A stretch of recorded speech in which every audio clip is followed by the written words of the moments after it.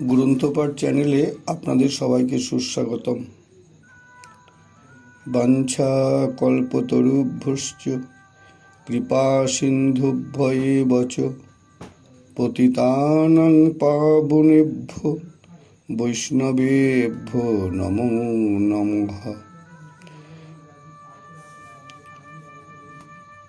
আজকে আমরা যে প্রাচীন গ্রন্থটি নিয়ে বসেছি সেই গ্রন্থটির নাম হলো পরমার্থ কথা। গ্রন্থকার শ্রীল বৈষ্ণব চরণ দাস, পঞ্চতীর্থ, শ্রী পাটবাড়ি আশ্রম। আজকের এই গ্রন্থের যে বিষয়বস্তু নিয়ে আস্বাদন করব আমরা, সেই বিষয়টি হলো ফাল্গুনী পূর্ণিমা। ফাল্গুনী পূর্ণিমা তিথি শুভজ্ঞ সকলই। অনুভবী মহাজন উপরোক্ত কথাটি বলেছেন।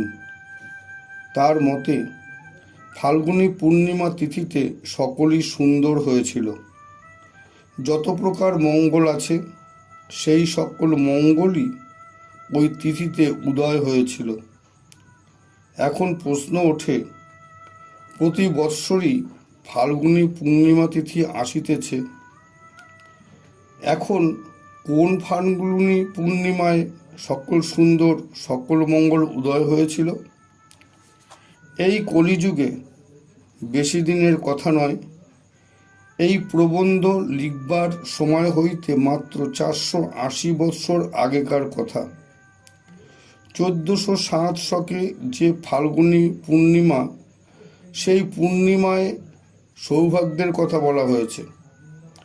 ওই দিনে ঠিক আকাশে চাঁদ উদয় হবার সময়েই নদিয়ার মাটিতে গোড়া চাঁদের উদয় হয়েছিল। বলিহারি যাই ওই মহা মহিমামণ্ডিত তিথির। ভুবনমঙ্গল গৌরহরি ওই তিথিতে অবতীর্ণ হয়েছিলেন। তাহাতে যাবতীয় মঙ্গলের সমাবেশ না হয়ে থাকবে কি করে? যদি বলো কেন সকল মঙ্গলের সমাবেশ হয়েছিল? ওই তিথিতে ভুবন মঙ্গল গৌরসুন্দর আসছেন, তাই তারা সেই মঙ্গলময় প্রভুর মাধুরী আস্বাদন করবার জন্যই ওই সৌভাগ্যময় তিথিতে একত্র হয়েছিল। ফলত তাহারা নিজেরা মঙ্গল বলে জগতে পরিচিত হয়েছে, জগৎবাসী হতে সমাদর পেয়ে আসছে। আজ সর্বমঙ্গলের মঙ্গলস্বরূপ গৌরসুন্দরের সেবায় নিজেকে কৃতার্থ করবার জন্য ওই গৌরাবির্ভাব তিথিতে আবির্ভূত হল। তাই মহানুভবী মহাজন গাইলেন, ফাল্গুনী পূর্ণিমা তিথি শুভগ সকলই, অভিবে জনম গোড়া পরে হুলাহুলি, অম্বরে অমর সব ভেল উন্মুখ, লোভিবে জনম গোড়া যাবে সব দুঃখ। আজ চারিদিকে জয় জয় রব উঠেছে। ভাগ্যবতী রমণীগণ উলুধ্বনিতে নিজের জিহ্বার সার্থকতা করেছে। গৌরহরির আগমনের যেন আহ্বান জানাচ্ছে। আকাশ মার্গে দেবতাগণ উন্মুখ হয়ে উঠেছেন, যেন তাহাদের কে বলে দিয়েছে, ওগো গৌরসুন্দর আসছেন, তোমরা সবাই জাগো, যার কাছে যা আছে তাই নিয়ে সেই ভুবন মঙ্গল প্রভুর স্বাগত জানাও। তাই অম্বরে অমর সব ভেল উন্মুখ। আচ্ছা, জিজ্ঞাসা করি, কে সে গৌরহরি, যার জন্য সকল জগৎ জুড়ে এমন সাড়া পড়েছে? তবে বলি শোনো, মহারাস বিলাসের পরিণতি হলেন শ্রী গৌরাঙ্গ। এখন আবার প্রশ্ন, তাহলে সে গৌরাঙ্গ যেমন তেমন অবতার নন, এই যে অতি গুরু অবতার। ইহার আগমনের বার্তা দেবগণ বা জানলেন কি করে? নিশ্চয়ই কেউ জানিয়ে দিয়েছে। কে সে ব্যক্তি যে এ রহস্য বুঝতে পেরে দেবতাগণকে সংবাদ দিল? কে আর দেবে? যার গরজ সেই দিয়েছে। তিনি হলেন লীলাশক্তি। এবার লীলাশক্তির উদারতা প্রকাশ পেয়েছে। এত উদারতা অন্য কোনো লীলায় হয় নাই। তাই সেই মহীয়সী লীলাশক্তি শুধু দেবতাদিগকে নন, জগৎবাসী প্রত্যেককেই জানাবে ব্রজের নিকুঞ্জ বিলাসের বৈভব শ্রী গৌরহরিকে।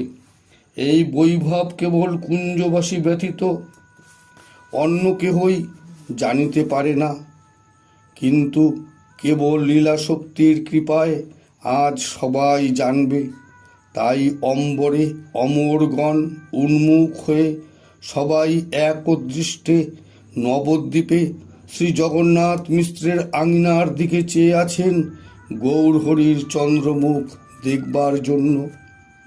কিন্তু প্রশ্ন উঠেছে, ওইরূপ লালসা বা দেবগণের জাগলো কি করে?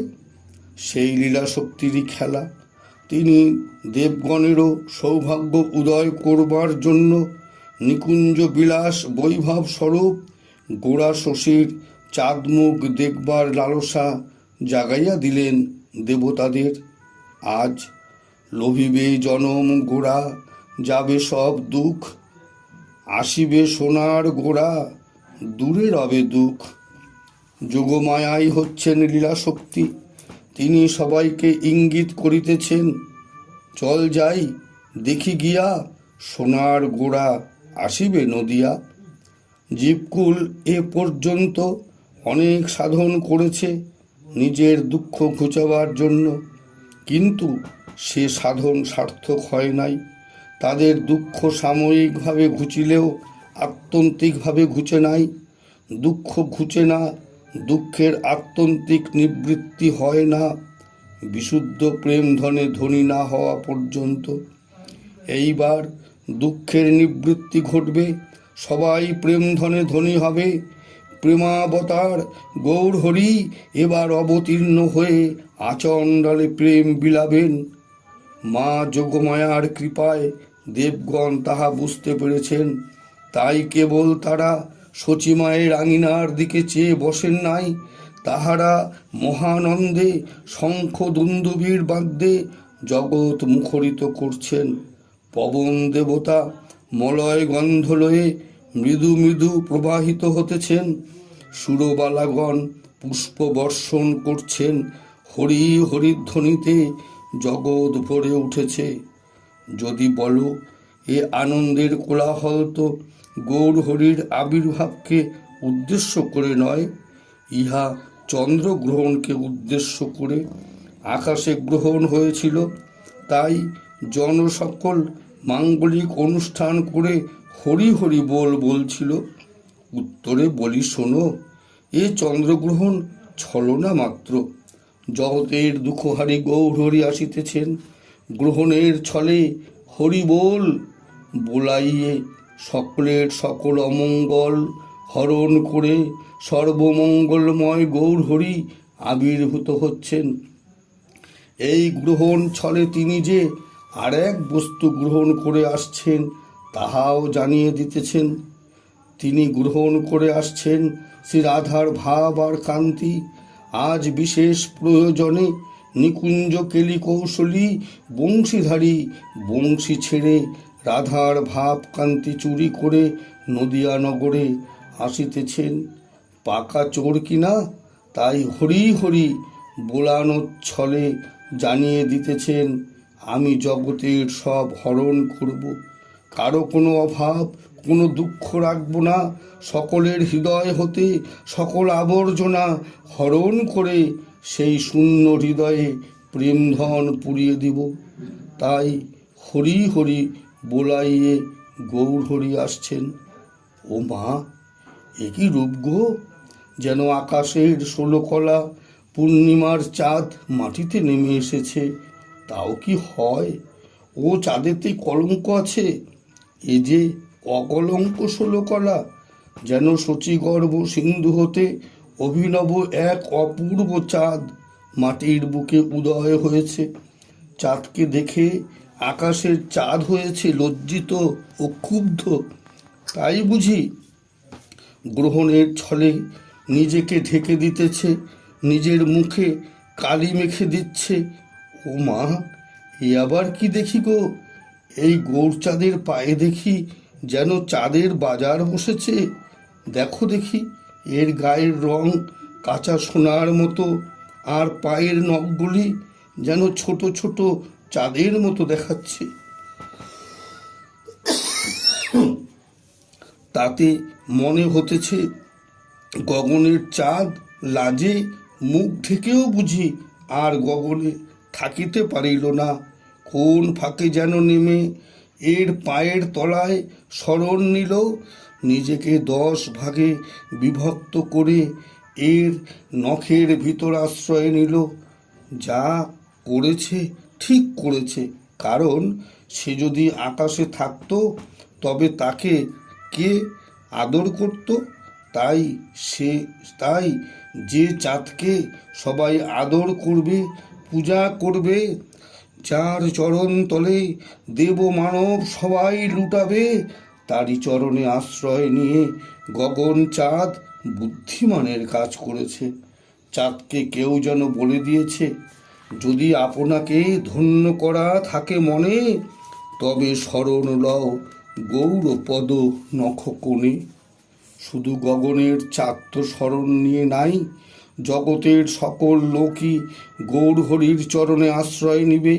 তিনি সকলকে উদ্ধার করবেন, এবং যাহা কেউ কখনো দেন নাই, কোনো অবতারও দেন নাই, সেই সুদুর্লভ প্রেমধন সকলকে অকাতরে দান করবেন। কিন্তু একেলা যদি না পারেন, তাই এবারে একা একা আসেন নাই, প্রেমময়ী শ্রীরাধাকে অঙ্গে জড়িয়ে এসেছেন। কিন্তু এইটি তার বাহিরের কথা। ভেতরের কথা হচ্ছে, তিনি নিজের মাধুরী আস্বাদন করছেন। নিজের নামের কেমন মাধুরী তা আস্বাদন করবার জন্য তার বড় লোভ হয়েছিল। সেই লোভ সামলাতে না পেরে সেই ব্রজের কানাই রাধার ভাব ও কান্তি অঙ্গীকার করে নদিয়ায় এসেছেন। নিজের ভাবে নিজের মাধুরী আস্বাদন করবার জন্য গোবিন্দ অনেক চেষ্টা করেছেন, কিন্তু চেষ্টা সফল হয় নাই। তা হবে কি করে? পুত্র যদি পুত্রবাৎসল্যের আনন্দ ভোগ করতে ইচ্ছা করে, তবে তাকে পিতা বা মাতা হতে হয়। পিতামাতা না হলে পুত্রের মাধুরী আস্বাদন করা তার পক্ষে অসম্ভব। তাই শ্রী গোবিন্দ তার মাধুর্য যিনি সর্বাপেক্ষা অধিক আস্বাদন করেন, সেই শ্রী রাধা ঠাকুরানীর ভাবে নিজেকে বিভাবিত এবং তাহার অঙ্গকান্তিতে নিজের কান্তিকে আবরিত করে নদিয়ায় এসেছেন। আজ সেই ফাল্গুনী পূর্ণিমা তিথি, যে তিথিতে গৌরহরি অবতীর্ণ হয়ে প্রেম বন্যায় জগৎ ভাসিয়েছিলেন, তার লীলা নিত্য হলেও আজকার দিনে সেই লীলা লোকনয়নের গোচরীভূত হয়েছিল। আমরা কাতর প্রাণে প্রার্থনা করে বলি, তেমনি করে আজ আর একবার সেই আবির্ভাব লীলা লোকনয়নের গোচরীভূত হোক। হে প্রেমাবতার গৌরহরি, তুমি তেমনি করে আবার এসো। আজ জগতের বড় দুর্দিন। তুমি যে দুর্দিনে এসেছিলে, তার চেয়ে এখন দুই দিকে বিপর্যয়, কি পার্থিব কি অপার্থিব জগতে। কাল কলি সবাইকে পীড়ন করছে, সবাই বিশৃঙ্খলতার চরমে উঠেছে, ধর্ম এখন বড় বিপাকে পড়েছে। তাই তুমি আবার এসো, আবার এসে নিজে আচরণ করে তোমার ধর্ম তুমি শিক্ষা দাও। প্রকৃতপক্ষে তুমি ভিন্ন, এ যুগে কারো কোনো গতি নাই। কে বা আলো দেখাবে, অন্ধকার বিনাশ করে কে বা পথ চিনিয়ে দিবে? তোমার বিশ্বম্ভর নাম পূর্ণ করো, তোমার প্রতিজ্ঞা তুমি রক্ষা করো।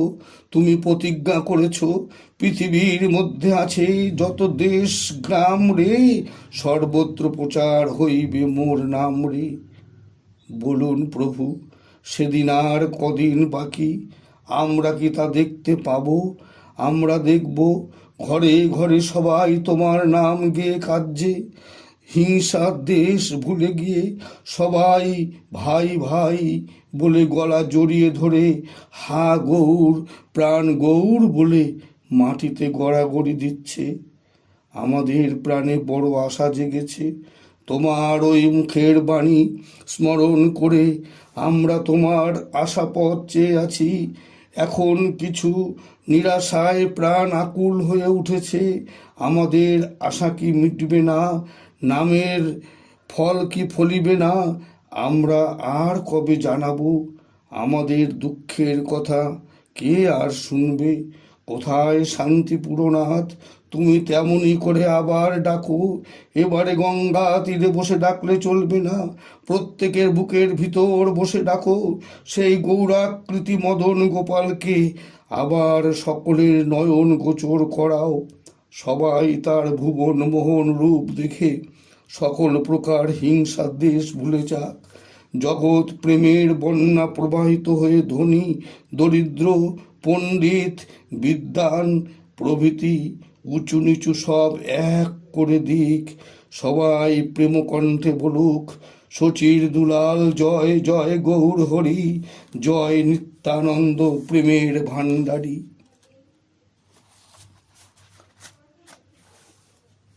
সবার চরণে দণ্ডবোধ জানিয়ে ফাল্গুনী পূর্ণিমা তিথি প্রবন্ধটি আস্বাদন করলাম।